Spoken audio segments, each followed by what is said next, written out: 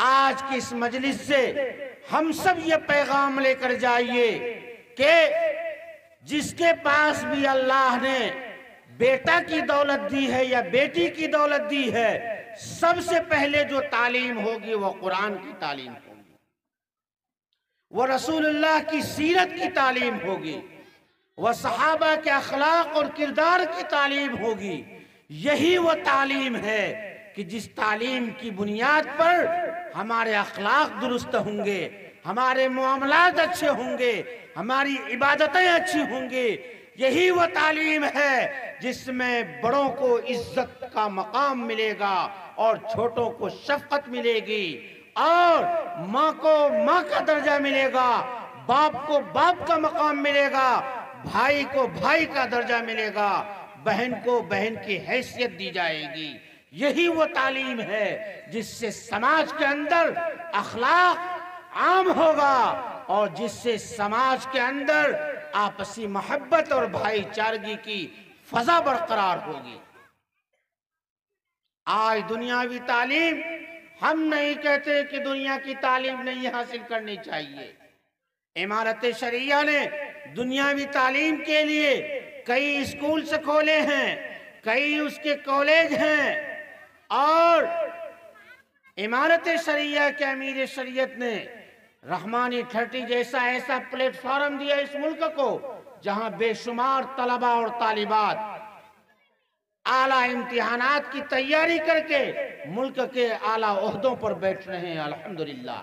इसलिए हम असली तालीम के मुखालिफ नहीं हैं, लेकिन हम ये चाहते हैं कि मुसलमान का बच्चा और मुसलमान की बच्ची कुरानी तालीमात से इस तरह से आरास्ता हो जाए, इस तरह से मजबूत हो जाए कि दुनिया के जिस मैदान में भी वो जाए, दुनिया की जिस तरह की आंधी से भी उसका मुकाबला हो, उसका कदम न डगमगाए, वो साबित कदमी के साथ अकीदे की हिफाजत करते हुए वो अपनी मंजिल की तरफ बढ़ें और बढ़ते चले जाएं। हमारा मकसद, हमारा मिशन, हमारा पैगाम ये है, और ये पैगाम रसूलुल्लाह सल्लल्लाहु अलैहि वसल्लम के ज़माने से मिला। रसूलुल्लाह ने असरी और दीनी तालीम की तकसीम नहीं की, रसूलुल्लाह ने तालीम के बारे में कहा, और जो तकसीम की वो तकसीम है इल्म नाफे और इल्म गैर नाफे की। तालीम असरी हो या दीनी, अगर नफा बख्श है तो वो इंसान के लिए जिसने उसको सीखा है, और समाज के लिए, सोसाइटी के लिए, मुल्क के लिए नफा बख्श है, चाहे वो दीनी हो या असरी हो। और अगर वो नफा बख्श नहीं है तो खुद उसके लिए नुकसानदेह है, समाज के लिए है, सोसाइटी के लिए है, मुल्क के लिए। इसलिए जरूरत इस बात की है कि तालीम को असरी और दीनी में तकसीम किए बगैर रसूलुल्लाह सल्लल्लाहु अलैहि वसल्लम की तकसीम पर हमें लौटना चाहिए, और तालीम को तकसीम करना चाहिए नाफे और गैर नाफे में, इल्म नाफे और इल्म गैर नाफे। नफा बख्श इल्म, चाहे वो असली हो या दीनी, और गैर नफा बख्श इल्म। लिहाजा जो बच्चा हमारा स्कूल में पढ़ता है, जो कॉलेज में पढ़ते हैं, जो कंपटीशन की तैयारी में हैं, जो मदरसे में पढ़ते हैं, उनको ये सोच लेना चाहिए, ये समझ लेना चाहिए, ये माइंड में बिठा लेना चाहिए कि वो कोई भी तालीम हासिल करें, वो समझें कि वो तालीम जो हम हासिल कर रहे हैं वो समाज के लिए, सोसाइटी के लिए नफा बख्श होने चाहिए। अगर वो तालीम सोसाइटी और समाज के लिए नफा बख्श नहीं है तो उस तालीम के हासिल करने से कोई फायदा नहीं है। चाहे आप स्कूल में पढ़ते हो, कॉलेज में पढ़ते हो, कंपटीशन की तैयारी कर रहे हो, या मदरसे और मकतब में पढ़ रहे हो, इसलिए हमेशा इल्म नाफे की दुआ भी करनी चाहिए, उसकी तलाश और जुस्तजू भी करनी चाहिए, उसकी फिक्र भी करनी चाहिए। बहुत से लोग हैं जो असली तालीम हासिल किए हुए हैं, लेकिन उनका इल्म नाफे है। अल्लाह तबारक व ताला दुनिया में और समाज के लिए उनसे बड़ा काम ले रहे हैं। और बहुत से लोग हैं जिन्होंने दीनी तालीम हासिल किया, लेकिन उनका इल्म नाफे नहीं है, वो अपनी जात को नफा नहीं पहुंचा रहे हैं, समाज को क्या नफा पहुंचाएंगे। इसलिए तालीम हमेशा नफा बख्श हो, इसकी फिक्र हमें करनी चाहिए। इंशाअल्लाह उसकी फिक्र हम लोग करेंगे भाई, इंशाअल्लाह। इंशाअल्लाह मेरे भाइयों, हम सब लोग जो यहाँ आए हुए हैं इस मकसद के लिए आए हैं कि इजलास में जाएंगे, कुछ काम की बात सुनेंगे, जिन बातों पर हमारा अमल नहीं है अपनी अमली जिंदगी को उस पर ढालेंगे।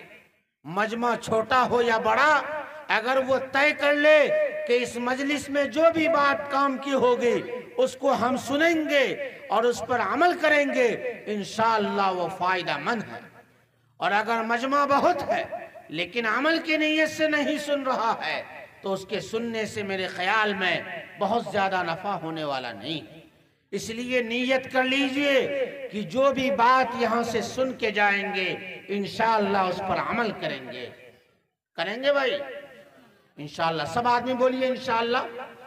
बहुत ज्यादा लंबी गुफ्तगू नहीं होगी, मैं भी सफर से थका हुआ हूँ, इसी इजलास की वजह से आना हुआ है।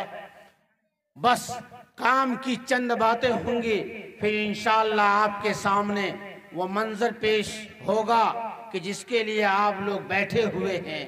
बच्ची को ओढ़नी ओढ़ा के आज आप सबके सामने सनद दी जाएगी कि समाज की ये बच्ची इस काबिल हो गई है कि अल्लाह के कलाम को इन्होंने सीने में महफूज कर लिया है।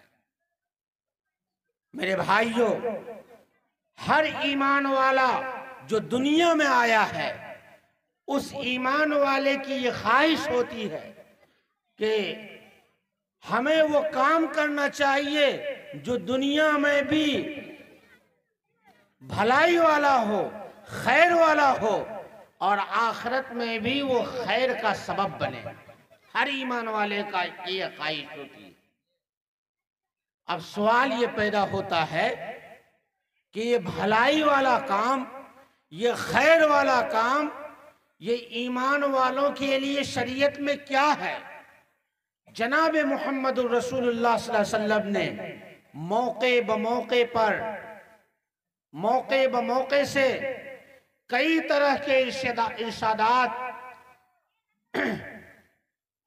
फरमाए हैं कि जिससे मालूम होता है कि ये काम दुनिया और आखिरत दोनों के लिए नफा बख्श है, और ये काम दुनिया और आखिरत दोनों के लिए नफा बख्श नहीं है। यहां रुककर एक बात हम सबको समझनी चाहिए। बहुत सा वो काम जिसको हम करना चाहते हैं और करते हैं, हमारी दिली तमन्ना होती है कि इस काम को करें और बहुत फड़फड़ा कर उस काम को करने लग जाते हैं, लेकिन कोई जरूरी नहीं है कि जो काम हम कर रहे हैं वो भलाई वाला काम हो, वो अच्छा हो, और जिस काम को हम छोड़ रहे हैं वो भलाई वाला ना हो। बल्कि अब तो हम लोगों का मिजाज ऐसा बन गया है कि जो काम खैर और भलाई का नहीं है उस काम के करने की तरफ हमारी तवज्जो बहुत ज्यादा बढ़ जाती है, और जो काम खैर और भलाई का है उस काम से हम रुकते हैं। वो कौन सा काम है जो खैर और भलाई का है, और वो कौन सा काम है जो खैर और भलाई का नहीं है, उसके लिए आप एक लाइन में ये नोट कर लीजिए। हर वो काम जिसको अल्लाह और रसूलुल्लाह पसंद करता है, चाहे वो मुझे पसंद आए या ना आए, वो खैर और भलाई का है। और हर वो काम जो अल्लाह ना पसंद करता है वो हमें चाहे जितना पसंद आए वो खैर और भलाई का नहीं है। ये ज़ाब्ता है, इसको नोट कीजिए।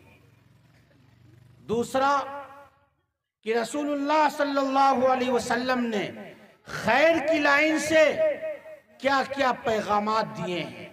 पैगामात बेशुमार हैं,